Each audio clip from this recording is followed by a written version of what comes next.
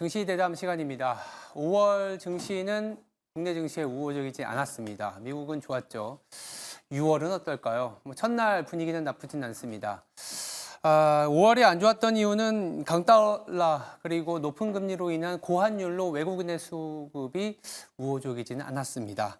내부적으로도 AI 이외에 이렇다 할 성장 모멘텀을 찾기가 좀 어려웠고 더불어서 성장 주도 업종 그리고 기업이었던 SK 하이닉스도 고유의 이슈가 아닌 외적 변수로 변동성을 보였던 월간이었습니다. 6월이 시작된 만큼 6월에 대한 얘기를 좀 해볼 텐데요. 차트를 보면서 얘기 나눠보도록 하겠습니다. 차트는 상상이 증권에서 나온 차트를 좀 가져와 봤습니다. 옅은 선으로 보이는 녹색, 연두색이 코스피고 짙은 선으로 보이는 회색이 어떻게 보면 이 RSI하고도 좀 비슷합니다. 아래로 갈수록 좀 주가가 많이 하락했다. 올라갈수록 주가가 좀 많이 올라왔다. 과매도, 과매수 이렇게 표현할 수 있는데 오른쪽 끝을 보시면 과매도권에 진입했었다라고 볼 수 있습니다. 그래서 그런지 어제 윤석열 대통령의 석유와 관련된 5.1 탐사와 관련된 뉴스도 있었지만 증시 자체가 반등할 만한 타이밍이었다라는 것도 조금은 볼 수가 있습니다.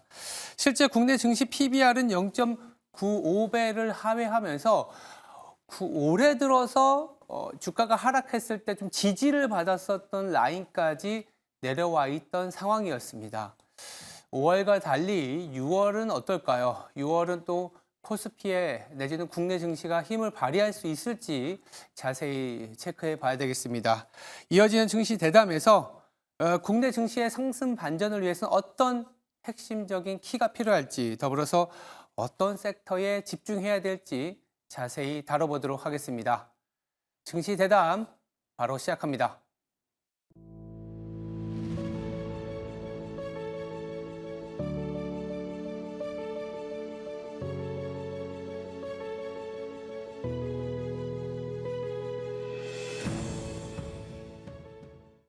네, 증시 대담 이어지겠습니다.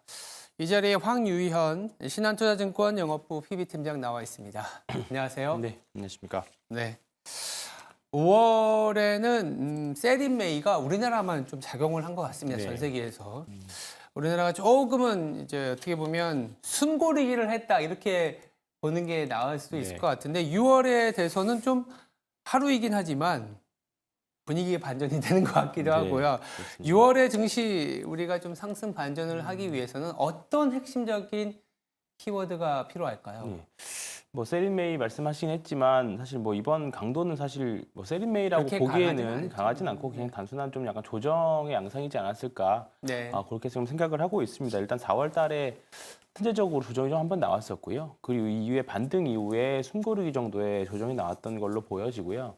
특히나 이제 한국 증시 특유의 좀 시가총액 상위 종목들이 이제 지수에 영향을 좀 크게 미치다 보니까 특히 이제 삼성전자가 HBM과 관련해서 조금 상대적인 이제 부진을 보이면서 좀 지수는 좀 안 좋은 양상 그리고 이제 2차전지 상위 종목들이 그런 부분들이 있어서 지수는 좀 재미없는 그런 흐름이 보였습니다. 다만 이제 개별 종목 단으로는 식품주부터 시작해서 화장품 같은 이제 소비재 주식들이 시장을 좀 주도하면서 또 종목을 잘 피킹하신 분들이라고 하면 또 5월 달이 또 굉장히 좀 재밌었던 달이었다라고 말씀하시는 분들도 꽤 있는 걸로 저는 알고는 있습니다.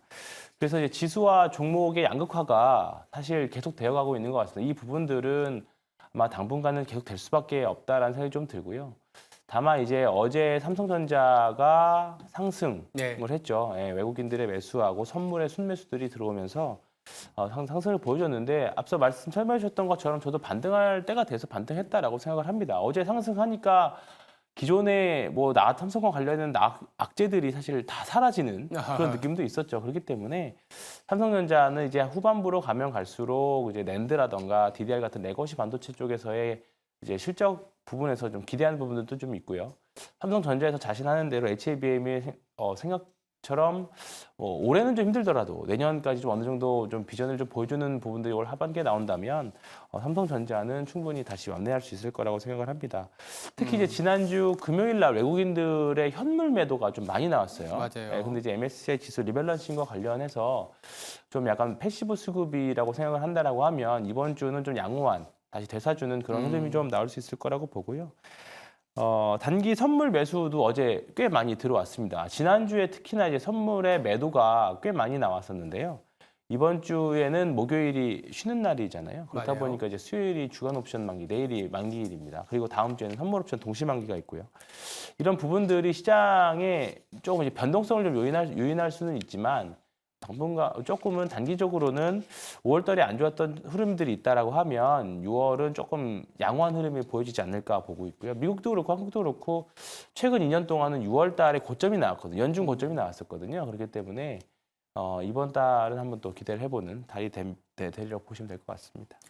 네, 뭐 말씀 주신 것처럼 5월달 세린메이라고는 하지만 뭐 상대적인 박탈감이지 그렇죠. 큰 네. 변동성은 아니었습니다. 물론 월 후반에 뭐 삼성전자 그리고 MSCI 리밸런싱과 같은 변동성이 좀 자극이 되면서 뭔가 조금은 투심이 악화되는 분위기였지만 6월 들어서는 빠르게 안정을 찾고 있는데 안정을 찾는 것에서 우리가 주요 모멘텀은 또 사실 외국인의 매수지 않습니까? 네. 근데 이제 외국인의 매수가 일각에서는 이런 얘기 하더라고요. 공매도가 오히려 전면 금지되면서 뭐 사실 해지 수요도 있어야 되니까 네. 외국인들이 들어와 줘야 되는데 그런 부분들도 조금은 약간은 이제 네거티브 임팩트가 있었다. 네. 공매도 금지된 나라가 오히려 신고가를 못 보여주었거든요. 주요국 20개국 중에 네. 14개국이 신고가인데 그들은 네. 다 공매도가 있습니다. 네. 그래서 공매도 재개 시점도 중요한 것 같고 공매도 때문에 주가가 빠진다라는 것도 이제 투자자들도 네. 그렇게 생각 안 하실 것 네, 같아요. 맞습니다. 어떻게 네. 생각하세요? 일단 공매도가 없다 보니까 그 서두에 말씀드렸던 수익률의 양극화 현상이 더 심해지죠. 더 심해지는 것 같습니다. 맞아요. 그리고 주간 단위 변동성이 더 커지는 그런 흐름들이 좀 있는 것 같은데요. 일단은 말씀하셨던 대로 외국인들이 해지를 이제 주식으로 못 하다 보니까 이제 옵션이나 선물 옵션에서 해지를 할 수밖에 없는 그런 흐름들이죠. 그렇다 보니까 최근에 현물에서는 사실 외국인들의 매수세량이 어제하고 뭐 지난주까지는 이제 현물 좀 많이 등락이 좀 많이 있었지만 5월 달 들어서 외국인들이 현물에서 특히나 뭐 크게 엄청나게 사거나 엄청나게 팔거나 그런 그런 건 흐름은 아니었죠. 사실 좀 없었습니다. 여전히 올해 외국인들이 올해부터 지금까지 보면 한 22조 원 정도 순매수거든요. 사실 근데 이 정도면 지수가 사실 조금 더 많이 올라가져 있어야 정상이지 않을까 싶어요. 평소 같으면. 근데 공매도가 없어서 그런지까지는 잘 모르겠습니다만 일단은 지수는 상대적으로 전 세계 증시 대비 상대적으로 좀 약한 모습을 좀 보여주고 있는 부분들인데 네. 일단은 정부에서는 조금 더 이제 제도의 전산화를 통해서 이제 그 공매도 재개 시점을 노린다고는 했습니다만 그 시점이 사실 아직 좀 불확실성이 좀 있죠. 아직 그리고 좀 시간이 좀 많이 남았다라는 기사들이 좀 있습니다. 이런 부분들이 일단은 우리가 한국 증시를 투자한다라고 하면 어쩔 수 없이 갖고 가야 되는 현실인데 그렇게 된다라고 하면 당분간의 종목들의 변동성이 아마 더 커질 수 있을 거다. 지금 같은 흐름이 조금 더 나오지 않을까 싶습니다. 그래서 지금 제가 가장 많이 말씀드리는 게 많이 떨어졌다 그래서 쉽게 급등이 나오지 않고요. 많이 올랐다 그래서 쉽게 급락이 나오지는 않습니다. 이게 계속 격차가 벌어지다 보면 뭐 최근에 한미반도체라던가 어제 삼양식품 같은 종목들, 뭐 화장품 같은 종목들도 보면 여기서 더 올라갈 수 있을까 했는데 사실 거기서 급등이 한 번 더 나오는 그런 흐름들이거든요. 네. 그렇기 때문에 이제 시장 참여자들이 이제 시장이 복잡하고 변동성이 있다 보니까 차라리 지금 많이 올라가 있는 종목들은 투자자들이 다 그 투자 아이디어에 대해서 다 동의하고 있는 부분들인 거잖아요. 네. 그런 부분들을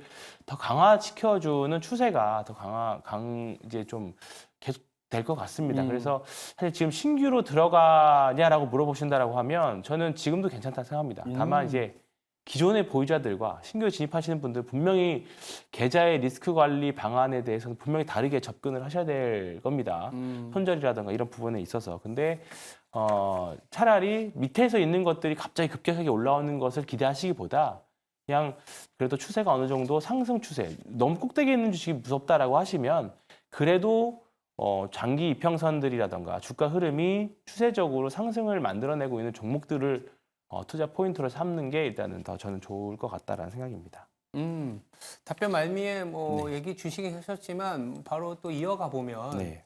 지금 이제 6월에 들어서 뭐 하루이긴 하지만 네. 반등이 나오다 보니까 결국 우리나라는 수출, 결국 네. 우리나라는 성장성에 있는 그런 업종과 종목을 사야 되는 거 아니냐라는 얘기들이 나오고 있습니다. 네. 그래서 아까 팀장님이 말씀해 주신 것처럼 이 바닥에서 좀 언제 튀어올지 모르는 종목보다는 지금 살아있고 네. 성장이 조금 더 소위 말해서 추동력 있는 기업들을 사자라는 네. 의견을 주셨는데 그 선상에서 계속 가져가도 6월에는 괜찮겠죠? 네, 맞습니다. 일단은 올해 특히나 이제 수출입 지표와 관련해서 이제 개인 투자자분들이 수출입 지표를 워낙에 좀 꼼꼼하게 이제 추적 관리를 많이 하시기 때문에 맞아요.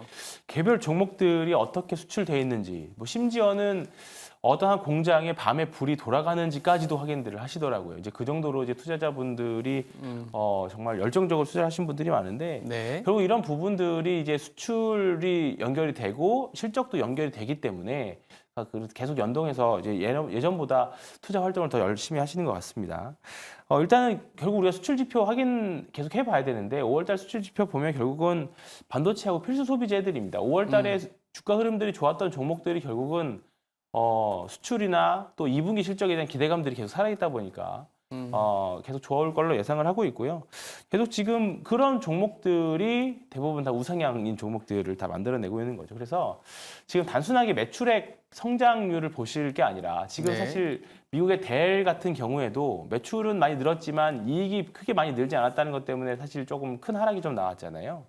그런 것처럼 우리나라 주식들도 마찬가지라고 생각합니다. 특히나 금리가 고금리 상태에서 유지한다라고 하면 외형 성장보다는 영업이익 증가율이 더 중요하게 좀 받아들여지기 때문에 지금은 외형 성장보다는 이익의 질 성장, 이익이 더 많이 늘어나는지 YOY로 늘어나는지 또 MOM으로 늘어나는지 확인하시는 종목들을 좀 살펴보시면 좋을 것 같은데 결국 그 종목들이 반도체라든가 필수 소비재들이 아마 될 겁니다. 그래서 당분간 이제 다음 주에는 또 이제 FOMC도 있고요. 실적 시즌까지는 좀 시간이 남았기 때문에 지금은 이제 이익 모멘텀과 또 어제처럼 뭐 그 기름과 관련된 이제 그런 이슈가 있었을 때 뭐 모멘텀 플레이는 충분히 가능하겠습니다만 병행해서 지금 하실 때라고 봅니다만 일단은 기본적으로 깔고 가셔야 되는 거는 이익 성장률이 계속 좋아지는 종목 쪽으로 집중을 하셨으면 좋겠습니다. 자, 이익 성장률 했을 때 우리가 주요 섹터 하면 뭐 당연히 반도체도 나올 수 있고 네. 더불어서 이제 이 업종을 얘기 안 할 수가 없습니다. 제약바이오. 네. 성장성이 사실 있는 건 맞거든요. 근데 참 뭔가 금리 때문인지 몰라도 연초에 좀 반짝하는 것 같더니 조금 둔화됐다가 네. 최근에 조금 느낌이 좀 다른 것 같아요. 어제 맞습니다. 뭐 유한양행도 좀 많이 네, 올랐고 맞습니다. 관련 종목들이 좀 움직임이 강했습니다. 네.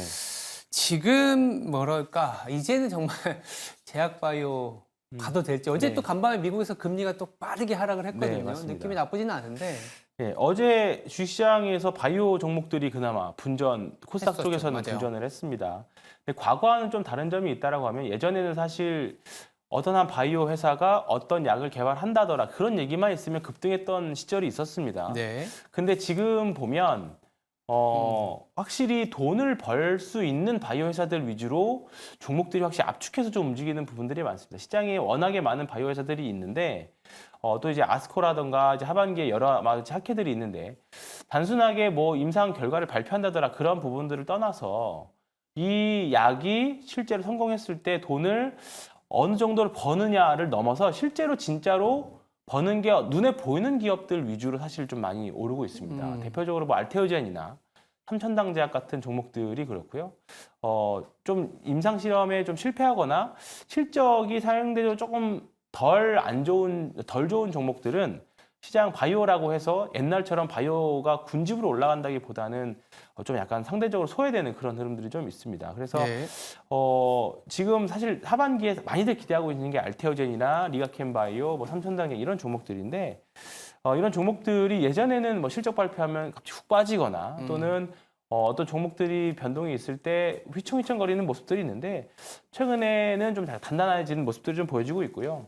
또 계속 이야기하는 부분들이지만 이제 또 심리적으로 금리가 좀 빠지게 된다라고 하면 이런 부분들이 또 트리거가 하나에 될 수 있기 때문에 성장주들 충분히 긍정적으로 조금 보셔도 바이오 종목은 하나 섹터로 계속 말씀드리지만 좀 네. 편입을 좀 하시고 있었으면 좋겠습니다. 어떻게 보면 하반기 접어들면서 금리 인하에 대한 가시적인 거리가 눈에 보이다 네. 보니까 이제 좀 성장주 특히 제약바이오와 관련된 모멘텀이 좀 부각될 수도 있는 타이밍이다라고 여기 주셨습니다. 끝으로 우리가 이제 6월 증시에서 주목해야 될 네. 업종이 좀 있을 것 같아요. 네. 어떻게 봐야 될까요? 저는 뭐 갑자기 없던 업종이 갑자기 생겨나지는 않을 거라고 생각합니다. 사실 어제 같은 뭐 동해안 유전과 관련된 이슈는 우리가 예측할 수 없는 없죠. 내용들이고요.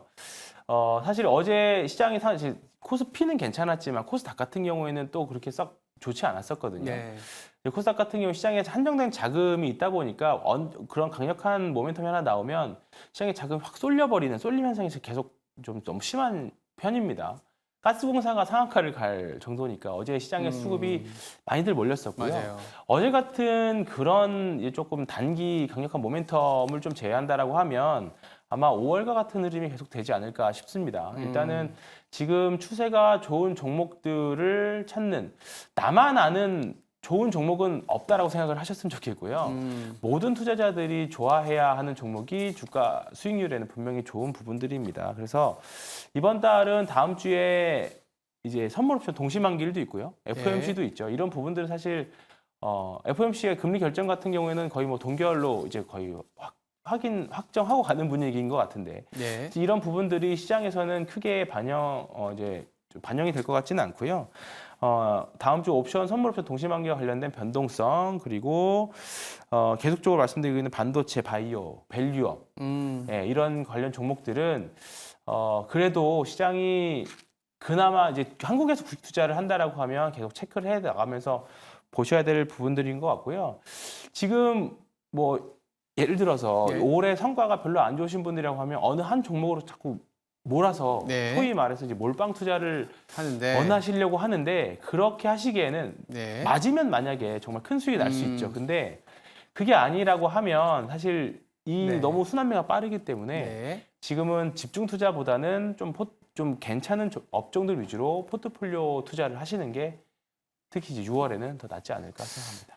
국내 증시는 이제 빠른 순환매가 있는데 그 안에서도 뭐 반도체, 밸류업, 바이오 중심으로 이렇게 포트폴리오 좀 재편해서 가는 게 낫겠다 이렇게 보시면 될 것 같습니다. 네, 지금까지 황유현 신한투자증권 영업부 PB팀장이었습니다.